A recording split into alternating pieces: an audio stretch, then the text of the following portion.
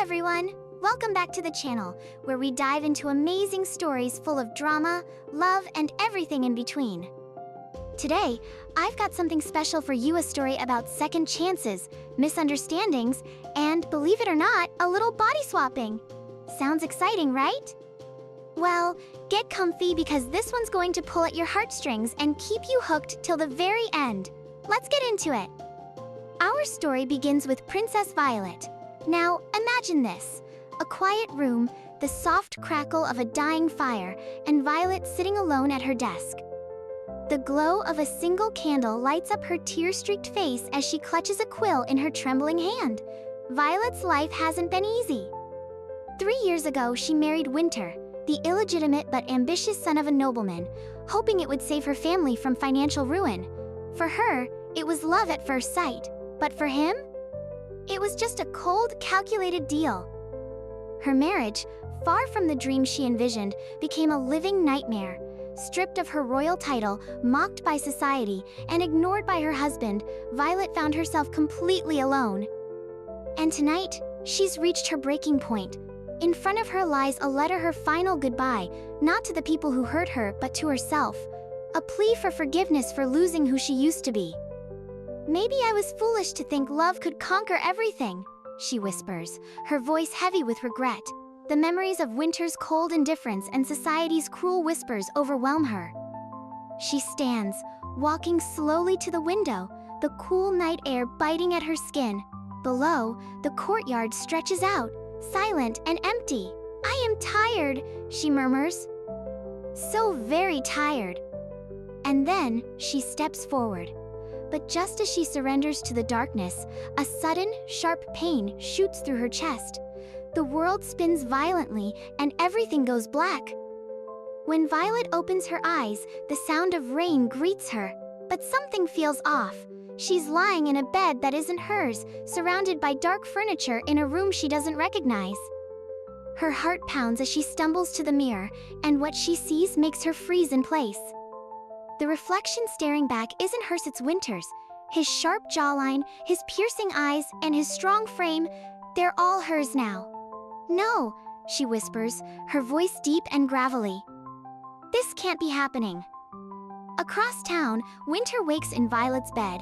At first, he's annoyed by the overly soft sheets and the faint scent of lavender, but when he looks in the mirror, his irritation turns to shock. He sees Violet's face staring back at him. "What kind of nightmare is this?" he shouts, his voice soft and trembling her voice. Now, Violet and Winter are stuck in each other's bodies, and neither of them has any idea how or why it happened. Violet, now in Winter's body, is thrust into his world of business and ambition. Meetings are tense, rivals are ruthless, and the pressure is constant. She begins to see the side of Winter she never understood, the burdens he carries and the rejection he faced as an illegitimate son. Meanwhile, Winter gets a front-row seat to Violet's life. He walks through crowded ballrooms, feeling the weight of scornful stares and hearing the cruel whispers of nobles who call her a disgrace. One evening, he stumbles into her studio and finds an unfinished painting. The swirls of color seem to pulse with pain and longing. For the first time, he sees the depth of her sorrow. "She's been hurting all this time," he murmurs. "And I made it worse."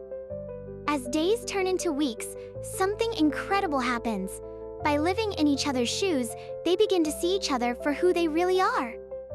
Violet realizes that Winter's anger isn't just about hair, it's a shield for his own pain. And Winter, for the first time, sees the strength it took for Violet to endure the life she was given. One night, sitting together in Violet's studio, they finally open up. Violet, with Winter's voice trembling, says, "Do you know what it's like to love someone who only looks at you with hate?" And Winter, with tears in Violet's eyes, whispers back, "I never knew, but I do now." Eventually, they wake up one morning back in their own bodies.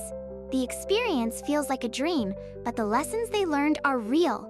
Winter approaches Violet with a vulnerability she's never seen before.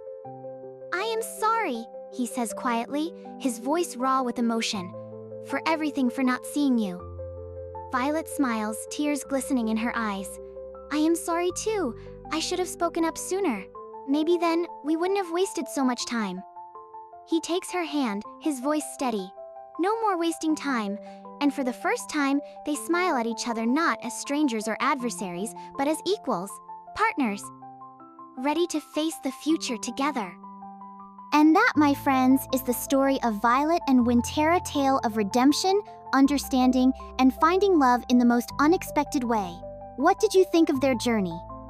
Let me know in the comments below. And as always, don't forget to like, subscribe, and share for more amazing stories. See you next time.